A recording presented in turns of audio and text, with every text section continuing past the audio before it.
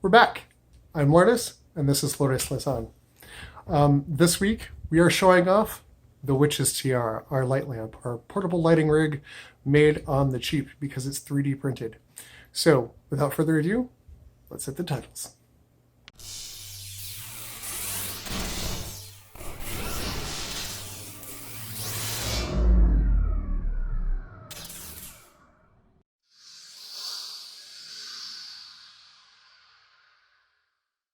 We 3D printed the spires, and we're laying out the 5 that we're using. We already have attached the cabinet lights with Sugru, and we've gone ahead and done that throughout the channels as well, so the wires are not in the way whatsoever on assembly. On the side here, you're seeing us put together the rubber gaskets, and there's our 8mm diameter bolt and washer, and that's our square jellyfish camera mount, which you'll have to buy separately, or use your own, whichever is easier for you. And that's our shoe that we specifically designed for the Witch's Tiara to hold all the assembly together. So once we have all these parts here, and they're all milled out so you can see them, there's also locking it all together. And the best way that we figured to do that was with a nylon stopper and a wing nut and a rounded end nut. It's the easiest way to do it, and there you go.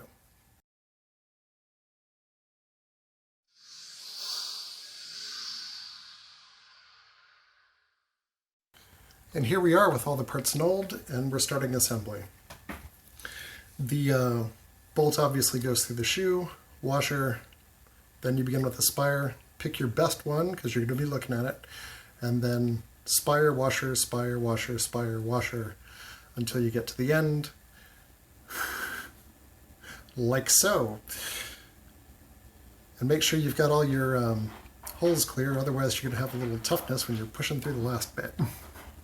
See, another washer, nylon washer, and then wing nut to tighten it all down, and the end bolt.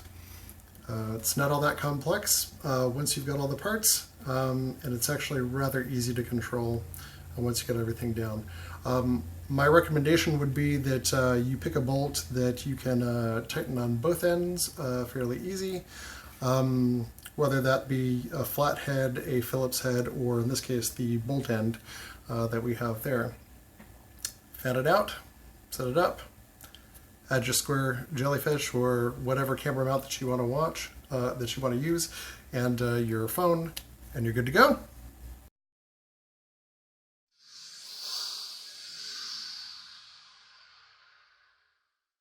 Welcome back.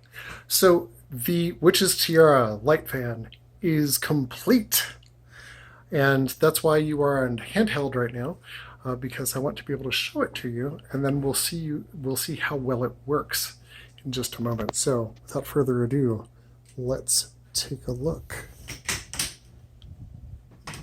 There we are in all our glory. We've got 1, 2, 3, 4, 5 lights on there. I was going to put 6, but I remembered that I used one of these under cabinet lights for another project.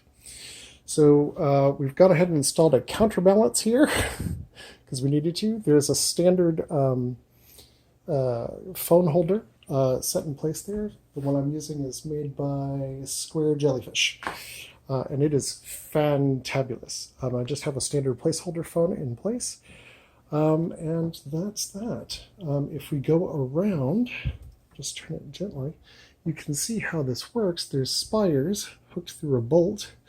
We've got a wing nut at the end and a little end cap there so that we don't get snagged on it. And it's connected to a custom-made shoe for this Vivitar tripod. And the counterbalance up front is a bottle that I got on vacation that just happens to weigh just enough to keep everything counterbalanced. So you will have to build a counterbalance into the unit. I am going to make a, as you can see right there, I am going to make these files available on Thingiverse. Just have to look me up under Lourdes Lasson. You can see all the things that I've made in 3D designed. But let's go ahead and see how it actually stacks up, even in daylight. So here we are, taking the placeholder phone out, which is a Google Pixel 2. And I'm going to turn it off because I want to show you the difference. Is it off? Oh, okay. So, placing the unit, which is my LG V20 phone. And there it is, okay, without the lights on. Now,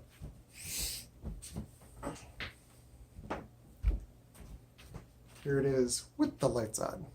As you can see, even in daylight, it does pretty well.